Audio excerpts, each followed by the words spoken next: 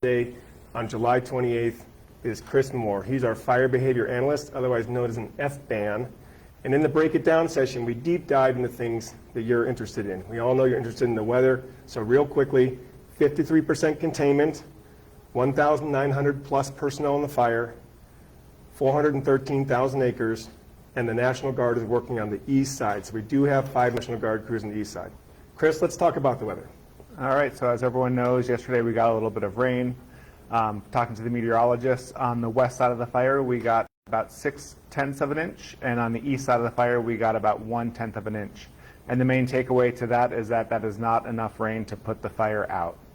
The fire's, over 400,000 acres. The fuels were extremely dry before the rain event, and this will slow things down, and it will help firefighters try and get more containment, but it's not enough rain to put the fire out.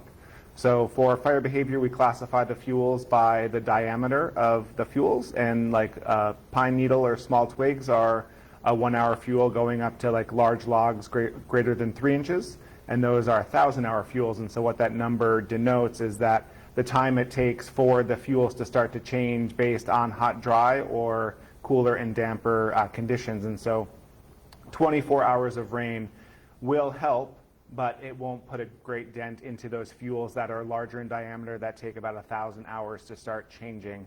It'll help a little bit, but not that much. So today and yesterday were great days for firefighters to help mop up, put out the hot spots, and make good progress on the fire. But overall, those very large logs, and if there's any big piles of those logs, those can still burn, and if they happen to be under a tree, they can still cause the trees to torch out. But the chance of those embers landing on something and starting a new fire are pretty low for yesterday and today. So that's the idea. It's been so dry here for so long that 6/10 of an inch is great for helping us out, but in the long term, it's not enough to actually put the fire out. And folks often talk about wanting to have many more airdrops with water on the fire. And we always remind them that water alone, even rain, does not put out the fire. You need boots on the ground with tools and hand crews working underneath and cutting up and mixing all that, right, Chris? So what happens is that when you get rain or you get a bucket drop from a helicopter is that the water hits the ground and it will instantly put out any flames, but it has a hard time penetrating deeper into the surface where things are still on fire. So if we get, a thunderstorm and we get a burst of rain, it will hit the ground, but then it's going to warm up and going to start to evaporate. So what we need is long, steady, slow rain over a long duration for that moisture to seep into those fuels and make it down to everything that's hot. So that's what happens when mop-up occurs. We get some rain or we get the helicopter that comes in, and there needs to be people on the ground to start mixing that moisture into the soil before it evaporates, and then that can cool off all the embers that are in there, because where we are in Alaska, we have huge duff layers of stuff that's organic and still can burn, and we have to make sure that that water at the surface makes it all the way down to everything that's burning. And so here, it's not as extreme as we have in Alaska, but it's still a common practice that once that water hits the ground, someone needs to follow up and make sure to stir it around and get all those embers that are out there and make sure everything gets put out. So it's a long, slow process. And those crews are working day and night. Yep. I've heard of one crew that has 7 miles of fire line to mop up and patrol.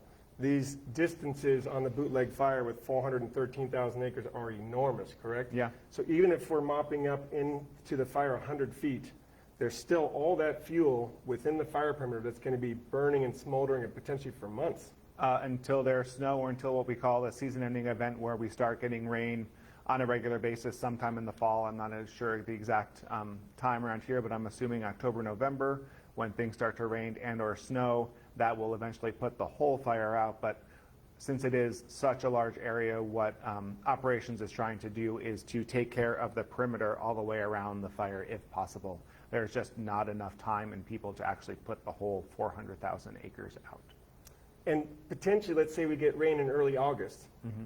We could still see flare-ups in the interior end of August, into September, into October. So we really need that season-ending event. And so we want to make sure people understand when we see the report that says the containment date is estimated for November, yep, that's a way of actually trying to communicate to the public that there's just a lot of fuel in here, the fuel loading. Yep, so if you think about those big, large logs that are there, A lot of times it's burning on the bottom side of the log. If it rains, the rain hits the top of the log and may start to seep in at the top, and then it'll just run off and not actually make it to the bottom part where all those embers are. So even after successive rain events, there can still be hot embers under that log that can still burn. And if the inside of the log is extremely dry, which most of them are at this point, it can still continue to burn through successive rain events. So we need a lot of rain over a long period of time, and ideally to have someone behind there to work it in. But on the interior of the fire, it'll just take some time for all the fire to go out. And November is probably a really good estimate. Probably accurate. I think the end of the fire season traditionally in this part of Oregon is about mid-October begins the season-ending event. So if this year is a normal year, we could see mid-October, we could see it later. Yep, and we just started trying to look into that, what the local conditions are, what's happened in the past. Part of the interesting thing that's going on now is that we base a lot of our information on climatology, what's happened in the last 20 years or so. But as we move outside, if we start setting records, daily records, like those temperature records a little while ago that were really hot here, that's not really in the climatological records. So we have to start looking at climatology, but also realizing that we're starting to move out of those normal ranges. So trying to take into account things that are happening in the climate when things are, a month ago they had record high temperatures for 3 days in a row. So just trying to take into account all those factors that are happening and trying to estimate, when those season-ending events will occur based on what's happened in the past, but also given the current conditions. Great. So with these large-scale events, of course, patience. It's going to be a long road here. We want to remind folks to please ask your questions. We had great questions yesterday. We will address the cattle issue. We're trying to research that, and those cattle counts haven't been done yet. We do know that folks are still curious about smoke, so there is a smoke blog for Oregon. We put up smoke reports. Of course, we still do have evacuated people, so we're going to keep this going to make sure you can ask those questions that are weighing on you. Let's dive into the good, bad, and the ugly. Good, the rain comes, it helps us out, slows down fire growth, we get to go direct. Yep. The bad and the ugly, it starts releasing rocks on the road. It can release mud on the road. The roads get slick, and that's a real concern for us. That is because most of the work these firefighters are doing are not off paved road, they're off dirt Forest Service roads. And especially with the pumice soils around here, you get a certain amount of water and they kind of turn super slippery, and it makes it really hard for people to get to and from the work area. So it is a mixed blessing that we do have some rain. But if we start getting a lot of rain or heavy downpours, it could cause difficulty for people accessing the work site. And then the other thing is that a lot of the trees around here are very shallow rooted, and so once everything is burned away and there's not a whole lot of organic material holding the roots together, we get some rain, those roots are exposed. That becomes another exposure or some risk to firefighters, that even trees that were just recently burned could fall over. And so that's something else people have to take into consideration, where they're working, what it looks like around them, and the trees and the stability of those trees before they start putting people in there, getting their heads down and start mopping up in the dirt. The other part of the ugly is this. It might not seem clear to everybody, but firefighting is sort of an endurance sport. It takes all day, every day for 14 days for a crew to complete their assignment. So as they're out there exposed to the weather, their Nomex is already filled up with their own body sweat and salt. Then it gets wet. Then their layers are wet. You do have the real risk of either getting increased levels of cold and sniffles and flu and or straight up hypothermia. Yep. And the other great thing about these Nomex pants is that once they start getting wet, they get really sticky. So when you try to lift your leg to go over a log, your pants like to stick to your leg and you have a restricted range of motion, so it makes walking even a little more difficult. But yeah, fatigue is always a problem, especially in a season like this. They knew it was going to be a long season. We're now in July. Last year, I think people were in California until November.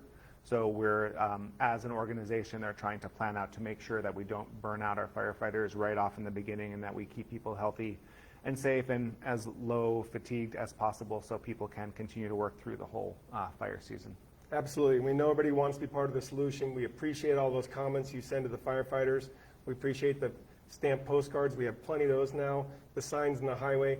But the other thing you can do is please be careful driving around the fire traffic, and please, if you're going to enter the fire area for any reason, just reconsider it and say, you know what, these roads are slick. We call it moon dust, right? And so when the moon dust gets slick, we start to worry. We have 44 dozers still, we have excavators, we have skidgens, we have all these big pieces of transport, the engine crews themselves. 1,920 plus people is a lot of people and a lot of equipment to have out there. So please respect the closures for the forest, respect the firefighters out there. They're concerned when it rains because it adds all those additional hazards we just talked about. Yep, as well as helps them with the mop up on the actual Right. fire line once they can get to it. So we have the good that helps us, and then we have the bad and the ugly.